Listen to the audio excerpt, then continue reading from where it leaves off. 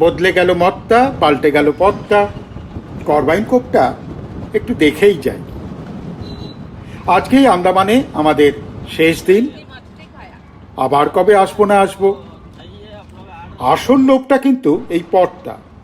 Port Blair থেকে carbine কোপ 6 kilometre, তার 5 কিলোমিটার পথই এই সমুদ্র ঘেঁষে। এই স্বপ্নের মতো জার্নিটা মিস করতে মন চাইছিল না। অটোর মালিকও তোল্লাই দিল, চালিয়ে চালিয়ে বলে। তো চালিয়ে